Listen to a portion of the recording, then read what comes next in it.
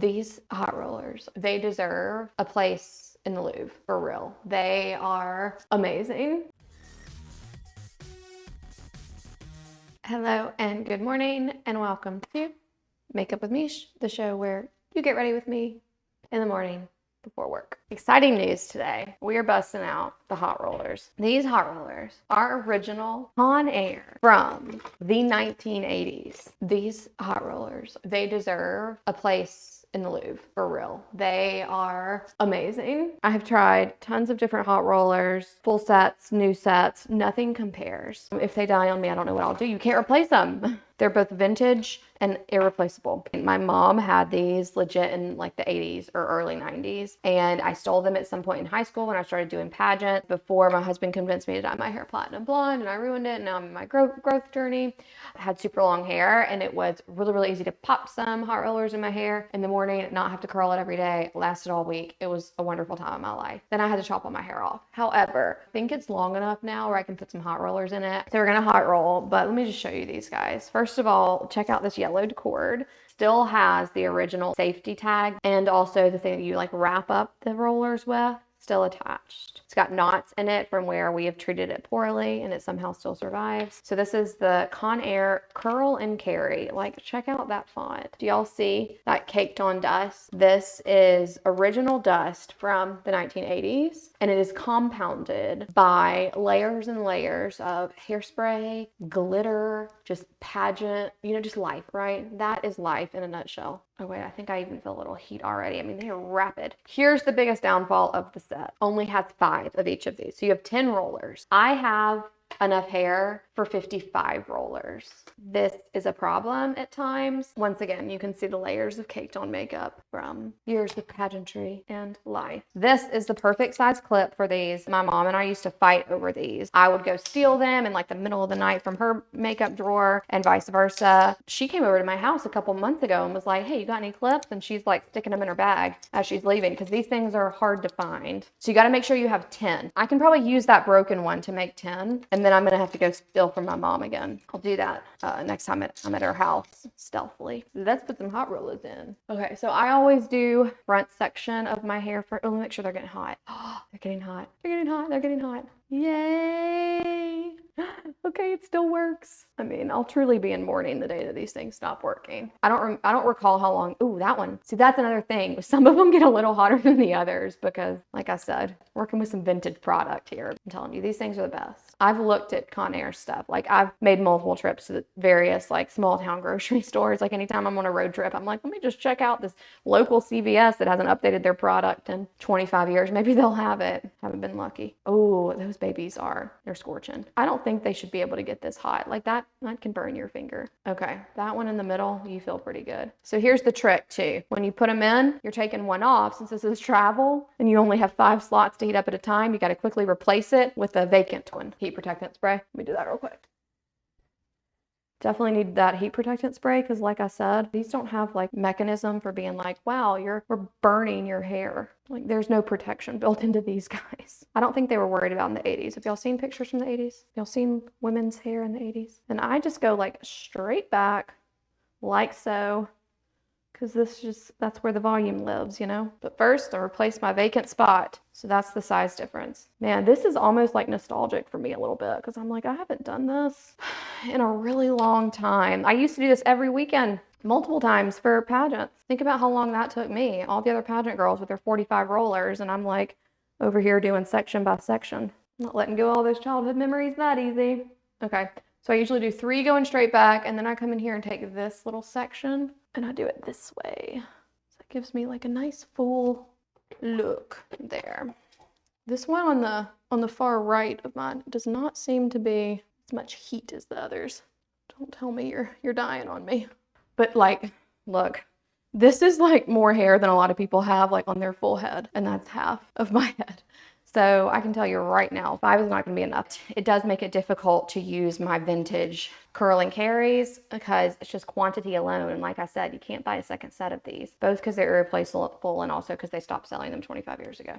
So here's what I'm going to do. I'm going to do a TikTok, reel, short, all the above of me barefaced like I just was, using my little makeup brush to cover the camera. And then that's the transition to full makeup face. Tom Ford foundation, 2 pumps of that. I have some news for my schedule next week. I am traveling to Portland, Oregon. I was talking to somebody about that the other day. I was like, when you say you're going to Portland, it's like, oh, how cool, chic, hipster, right? And then it's like, I'm going to Oregon. And I'm like, should I be in like a bonnet and get in my covered wagon? I don't know. I know Oregon's not like that anymore. Trust me, I'm not stereotyping. I'm from Alabama. I've heard all about stereotypes. And like, I legit was asked one time when I went to a family reunion when I was like 12, if it was weird for me being in jeans because I was so used to being in like my hoop skirt, my bell skirt. And I'm like, what do y'all think I wear? Truly stuck generations in the past, which, okay, we are. But I was not wearing a bell skirt at the time, a hoop skirt. But anyway, going to Portland, Oregon. Then I'm flying from Portland to Dublin, Ireland, which I'm very excited about. I've never been to Dublin. Some of the companies that I previously worked for had engineering teams based in Dublin, and I work with a couple of teams in Dublin now at Facebook. I mean, our schedule, like while we're there though, so we're going for a team-wide summit. So we're talking like 50 people, not huge, but everybody's flying out there. So we all get to meet in person, which is really exciting. And our schedule while we're there is like insane. It's like back to back all day, Monday to Friday. I think we get out Friday at like 3 or something. So I don't know if we're going to have a ton of downtime. If maybe that's built in, I just didn't notice it on the schedule. I've been sort of disengaged in the planning slightly because I was like really worried I wasn't even gonna make it to Dublin because I've known about this trip and it got canceled the first time. Even still, I've known about the potential for us going to Dublin for many, many months. And when I learned about it, I was like, oh shoot, I think my passport's expired. I haven't worried about that. Pandemic, nobody's been traveling. So I looked, sure enough, it was like right at the expired window. And I was like, great, I've got to go get a new passport, whatever. It's within the time I can just mail it in, won't be hard, right? Print out the application, all of that, and sit it on my desk. And it sat there for 6 months. And so then they announced, a couple weeks ago, hey guys, yeah, it's confirmed now. Go ahead and book your trip to Dublin. And I was like, that's a foreign country. I'm going to need some documentation to get there. And I looked to my right and there is my passport application just sitting there. And at this point, I have heard multiple people on my team already say I had to renew my passport. Took 7, 10 weeks. I know people, it literally took months, like 5 months. And I'm like, cool, this is going to be good for me. I freak out the day of like the official announcement. Once again, keep in mind, I've known this is coming for months. Freak out the day of, and I'm like, hey, I can't join any of my meetings today because I need to go get a passport picture. I need to fill out this application. I need to go stand in line at the post office, all the things, overnight this to the passport offices. I'd quickly do that in the afternoon and send it off and cross my fingers. This is after I've called like multiple passport, like get your passport quick agencies. All of them told me, I'm not kidding. These people specialize in get your passport in 6 weeks under. All of them were like, nah, girl, you're going to just have to like go drive to like Houston or Dallas and stand in line and do like the same day passports like a couple days before you leave. And I was like, that's not a lovely option because it's not a guarantee. So like literally those agencies would not help me. Like you pay them a ton of money above and beyond the passport fees. They will handle it for you and make sure you get it in time. They were all like, nah, we're not taking this on. I called the same day service people and they were like, I mean, you can mail it in. It's probably not going to happen for you, but you can try and, then just call us back in a couple weeks when it doesn't happen and we'll get you a slot to come stand in line for hours and hours and hours and try to get a same day appointment, which means that I would have to like drop everything that I'm doing, drive to a couple of hours to Houston or Dallas and cross my fingers that I could get a passport that day. I was just like, man, that's a bitch. And it all could have been prevented just by me proactively doing what I was supposed to do. All of this to say, I finally got my paperwork mailed off, fully expecting to call the passport people basically this week and say, hey, I need help. I got my passport weeks ago. I checked the mail and there it was. First of all, they mail it just in like FedEx envelope and it just says like from the US government. And then it's just like the new passport tossed in there with nothing else, just in a massive envelope. And it just felt like the least unprofessional presentation or delivery of arguably the most important document that you need as a US citizen. I just felt like the government was a little cavalier about giving it to me. Just a thought, however, gonna reel those complaints in because they gave it to me. So I'm going to Dublin. Very excited about it. Have never been to Dublin, so it should be a good time. Like I said, though, our schedule's freaking packed while we're there. I'm hopeful that I will get to explore a little bit of Dublin. I've heard rumors of some like boat ride or something that we're gonna go on to like tour to go. I've actually never been to any European country. Lived a very sheltered Alabama life in my bell skirt, my hoop skirt. First time to Europe, and it's gonna be in Dublin. Say bye-bye to the vintage. We do a round of applause. Thank you for your service, right? Marie Kondo it, but I would never. What sparks joy? This little guy. So good. And I keep him in this just bag that I used to carry on my rollers. We've lost half the pieces, I'm sure. So I keep it in this, and it was cracking me up when I pulled it out this morning because look, it says Michelle and my last name, Miss St. Clair area, contestant number 46. This is when I competed in Miss Alabama. This would have been, I was Miss St. Clair area 2012 maybe? I'll have to pull out all of my crowns and like swimsuit awards and all of that. So I conceal underneath the eyes with a little bit of brightening powder. Some brow mascara. I'm going to dye these eyebrows. Okay, I know they need some dye. It would help a lot with how much of this I'm having to put on every day. Here's the issue. I don't want to dye them this week because I want to dye them and have them looking nice and fresh when I go to Portland. Because I'm going for a wedding. Two of our friends from Birmingham are getting married. A lot of our friends, some of which we haven't seen since 2018, we will see for the first time. And some of which we've seen like kind of sprinkled through. They've either come out to Austin or we've seen them in our various trips back to Birmingham. But yeah, very excited to see friends. I can do another 10-minute makeup here and give me 10 minutes to take down hair, which is perfect. Do a really quick transition. This is probably gonna look like it's in like it's sped up, like this is fast mode, but usually I'm pretty slow on stream because I'm telling stories completely unrelated to hair and makeup. And I have to tell the person who edits my videos, be like, hey, you don't even have to edit this one. You don't have to speed this up. It's like done for you. Some liner. This is really taking me back to my pageant days, man. This is like how I spent every Saturday sitting in rollers like this, an hour until it was time for interview.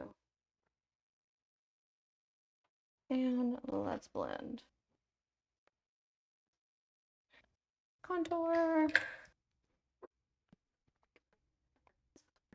Great. Let's buff this out. Patrick Ta moment. Freaking love this blush. It's so good. I know Patrick Ta is a famous celebrity makeup artist right now, but I actually don't know much about him and like his climb to fame. But I mean, his products, the products that I've tried, I'm like, dude, you know what you're doing. I've only tried a couple, and every time I've been like, holy shit, this is the best thing I've ever touched, which is like literally what everyone says after using his stuff. So I was like, all right, I'm gonna try a few, you know, if they're not sold out, because they're always sold out. So I don't really know what his climb to fame looked like if he was makeup artist or if he was more YouTube sensation that like kind of pivoted off into a makeup line like some of the other kind of like more like makeup influencers are or have done.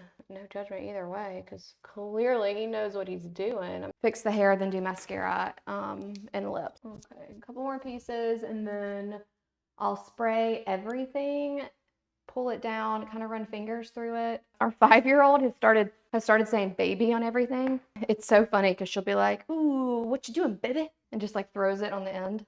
That might be a parenting thing where it's like you think everything your kid does is cute and other people don't, but it's pretty cute. All right, I'm gonna go ahead and do lips just to save me another 90 seconds of heat on the hair before I take these rollers down. Our standard lip,